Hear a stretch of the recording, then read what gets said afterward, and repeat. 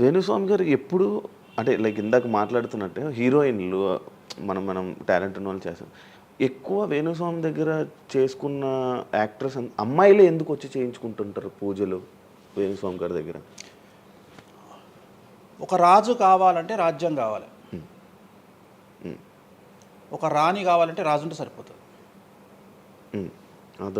అర్థం కాలేదా? ఒక వ్యక్తి రాజు కావాలంటే రాజ్యాన్ని సంపాదించాలి. రాజ్యాన్ని సంపాదించాలంటే సగం జీవితం సంక నాకిపోతుంది ఒక వ్యక్తికి. అంటే శివ అనే వ్యక్తి ఒక 100 కోట్ల రూపాయలు సంపాదించాలంటే సగం జీవితం సంక నాకిపోతుంది. అవును, రైట్. కానీ శివను పెళ్లి చేసుకోవడానికి ఒక అమ్మాయికి మ్యాక్సిమం 10 మినిట్స్ చాలు. ఎస్, అంటే శివ నచ్చితే చాలు, శివకు అమ్మాయి నచ్చితే చాలు, పని అయిపోయింది. అంటే 10 నిమిషాల్లో ఆ అమ్మాయి 100 కోట్ల వారసురాలు అయిపోయింది. అలాగే 100 కోట్ల అధిపతి కూడా తనకు దక్కిండు. సో అమ్మాయిల డెవలప్మెంట్ అనేది ఎక్స్ట్రీమ్గా ఉంటుంది, ఎక్స్ట్రీమ్గా ఉంటుంది. ఉదాహరణ, ఒక ఇంటర్వ్యూకు 10 మంది అమ్మాయిలు 3 అబ్బాయిలు వస్తే ఈ 10 మంది అమ్మాయిల ఇంటర్వ్యూలు అయిపోయినాక వీళ్ళు సెలెక్ట్ కాకపోతే వాడి అదృష్టం మహాసుడిగా ఉంటే వాడు వస్తాడు సీన్లోకి. అంతే తప్ప 99% వీడు ఇక్కడనే కథం అయిపోతారు అమ్మాయిల దగ్గరనే, వాడికి అంత అవకాశం ఉండదు.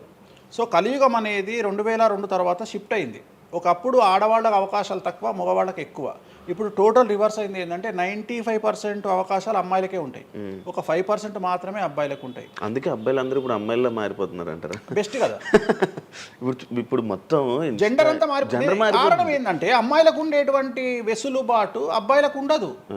నేను అదే చెప్తున్నా. ఇప్పుడు మగవాడు కష్టపడి పైకి రావడానికి చాలా టైం తీసుకుంటుంది, ఆడవాళ్ళు పైకి రావడానికి చాలా ఈజీగా పైకి వస్తారు. నేను అనేది ఏంటంటే వాళ్ళ కష్టముతో పాటు వాళ్ళ గ్లామర్ వాళ్ళకు తోడవుతుంది.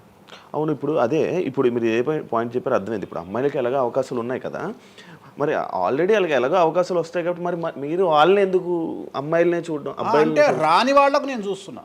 ఇప్పుడు వచ్చిన వాళ్ళు నా దగ్గరికి రారు కదా. ఇప్పుడు కరోనా వస్తేనే హాస్పిటల్కి పోతాడు, కానీ కరోనా రాకముందే పోయి పండుకోడు కదా హాస్పిటల్లో. సో అట్లనే వేణుస్వామితో పని ఉంటేనే వస్తారు. రెండవది, అమ్మాయిలకు ఉండే వెసులుబాటు ఏంటంటే అబ్బాయిలు కూడా చేసుకుంటారు నా దగ్గర, కానీ అబ్బాయిల డెవలప్మెంట్ అనేది చాలా తక్కువగా ఉంటుంది. ఉదాహరణ, నా దగ్గరికి వచ్చే అమ్మాయిలు ఓన్లీ సినిమా కోసం రారు. చాలామందికి తెలియదు ఈ విషయం. అంటే చాలామంది ఏమనుకుంటారంటే వేణుస్వామి దగ్గరికి వచ్చే అమ్మాయిలు సినిమా కోసమే వస్తారు, రారు. నా దగ్గరికి వచ్చే అమ్మాయిలు ఒక రాజకీయ నాయకురాలిగా వక్తగా కావాలని వస్తారు. సో పొలిటీషియన్ కావాలని వస్తారు.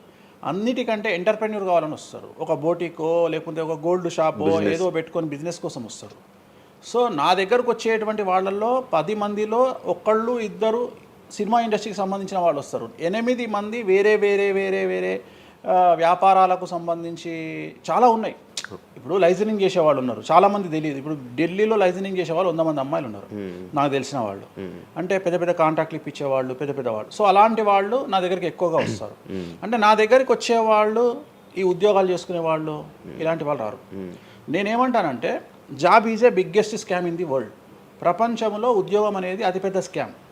సో దాన్ని ఇప్పుడు ఒక కోతి ఉంది, ఆ కోతికి మీరు డజన్ అట్టిపళ్ళు ఇవ్వండి, ఒక 2,000 రూపాయలు ఇవ్వండి, అది డజన్ అట్టిపళ్ళే తీసుకుంటుంది.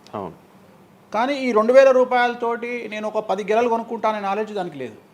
అంటే ఒక రకంగా జాబ్ అనేది ఇచ్చి ఆ వ్యక్తిని మనం మోసం చేయడం.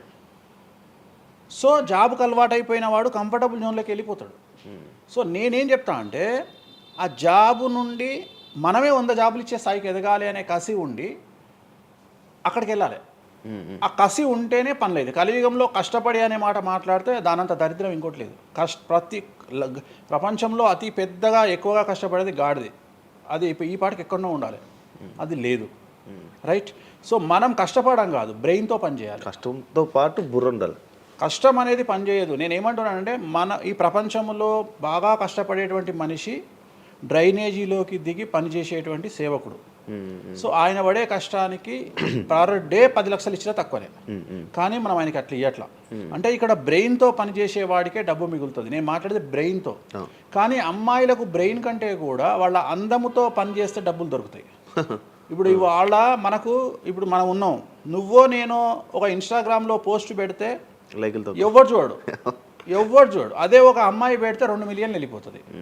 ఇప్పుడు అదే కదా జరిగేది. ఇప్పుడు బెట్టింగ్ యాప్స్ కింద, ఇప్పుడు బెట్టింగ్ యాప్స్లోకి వీళ్ళు ఎందుకు వచ్చారు అంటే వాళ్ళను ట్రాప్ చేసేవాడు కూడా ఈ అమ్మాయిలకు 2 మిలియన్ల ఫాలోవర్స్ ఉన్నారు, కనీసం మిలియన్కు రీచ్ అవుతుంది వీళ్ళ వీడియో అనే ఉద్దేశంతో పెట్టిస్తున్నాడు. సో పెట్టడం ఎందుకు ఏంటి అనవసరం పక్కన పెడితే, వాళ్ళకుండే క్రేజ్, అమ్మాయిలకు ఉండే క్రేజ్ అలాంటిది. నేను అదే చెప్తున్నా, ఆ క్రేజ్ అమ్మాయిలకు చాలా ఈజీగా వస్తుంది. ఎందుకంటే గ్లామర్గా ఉండే అమ్మాయిలు చాలా ఈజీగా జనాల్లోకి వెళ్ళిపోతారు. సో చాలా వాళ్ళకు ఉండే అవకాశాలు చాలా ఎక్కువ. సో ఇది కూడా మంచిది రెమెడీ. సో ఇలాంటి రెమెడీలు చెప్పాలంటే వేణుస్వామి చెప్తాడు కానీ వేరేటోడు చెప్పాడు. ఎందుకంటే వాడికి భయం, మందు తాగమంటే తప్పు. అరే మందు తాగమంటే తప్పు అయితే మందు యాడ్ ఎందుకు వస్తుంది, మందు ఎందుకు తయారు చేస్తారు?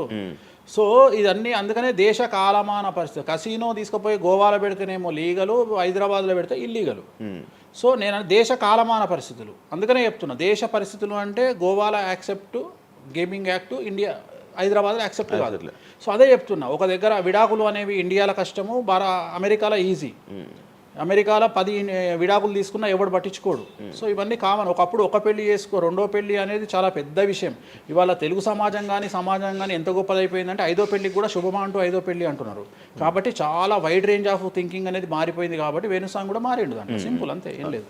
ఇనయ మీ ఫ్రెండ్ ఇనయ ఫ్రెండ్ అనే పదం తప్పు కదా. ఫాలోవర్స్ ఉంటారు, నా క్లయింట్లు ఉంటారు, నా క్లయింట్లు ఉంటారు, అంతేగాని. తనకి బాయ్ ఫ్రెండ్ రీసెంట్గా బాయ్ ఫ్రెండ్ వచ్చి బ్రేకప్ అయింది కదా, మరి మీరు చెప్పలేదా తనకి? ఇలా నాకు సంబంధం లేదు. మీ దగ్గర కూడా పూజ చేయించుకున్నారు కదా మీ దగ్గర. నేను పూజ చేసింది ఆమె పర్సనల్ ఇష్యూ కోసం కాదు కదా. నేను ఆమె పూజ చేసింది సినిమా కోసం చేసినా. ఇప్పుడు రాజాసార్లు ఆమె చేస్తుంది కదా, ప్రభాస్ సినిమాలో ఆమె యాక్టింగ్ చేస్తుంది. అంతవరకు నా దగ్గరికి 190 మంది వస్తారు కదా, వాళ్ళ గురించి వ్యక్తిగతంగా వాళ్ళని కంటిన్యూగా ఉండేది నాకు లేదు. నాగ చైతన్య శోభిత జాతకాన్ని మీరు చెప్పడం జరిగింది కదా, అది తప్పని ఇప్పటికైనా ఒప్పుకుంటున్నారా? టైం విల్ డిసైడ్ అండి ఏదైనా కానీ. నేను జాతకాలు చెప్తా, పర్సనల్గా నాకు ఎవరి మీద ఏ కోపాలు ఉండవు. వేణుస్వామి జాతకం చెప్పినప్పుడు కామెడీ, 2-3 ఏళ్ళు అయినాక సీరియస్. సో నేను నమ్మింది నేను చెప్పిన, సింపుల్. ఓకే. సెలబ్రిటీ జాతకాలు వేణుస్వామి చెప్పి కలకల్లాడిన వేణుస్వామి ఈ మధ్య సెలబ్రిటీల నుంచి కొంచెం రావడం కానీ విజిటింగ్ కొంచెం తక్కువ అయ్యి డౌన్ అయ్యింది అంటున్నారు, నిజమా? అది పెరిగింది. పెరిగింది కాకపోతే ఇంతకు ముందులాగా పబ్లిక్లో పెట్టట్లేదు. ఓకే, నేను పెట్టట్లేదు. ఓకే, దిష్టి అని కాదు, నేను పెట్టట్లేదు. అవసరం లేదు, ఆ స్థాయి దాటిపోయినా అనుకుంటున్నా. అంటే పబ్లిసిటీ చేసే స్థాయి దాటిపోయినా అనుకుంటున్నా. ఓకే, పబ్లిసిటీ స్టంట్లు ఎందుకులే లోపల.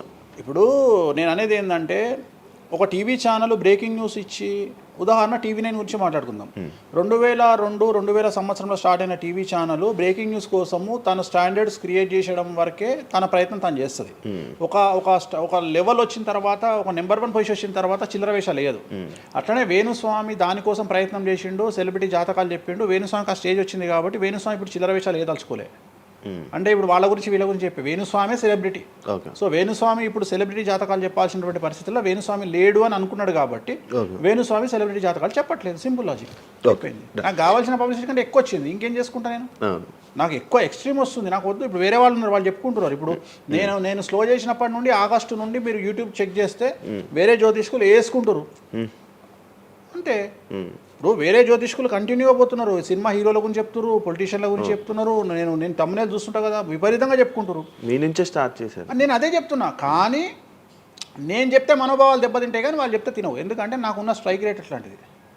మీరు వైరల్ కంటెంట్. ఎస్, అదే చెప్తున్నాను నేను. ఇంకా ఆ రేంజ్కి వచ్చినా కాబట్టి నేను చెప్పదలుచుకోలే, వదిలేసిన. అంటే ఈ రేంజ్ రావడం కోసం చెప్పినా ఎందుకు చెప్పొద్దు?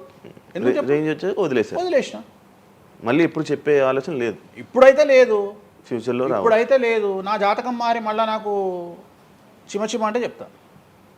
మీ జాతకం ఎప్పుడు మారిపోతుంది?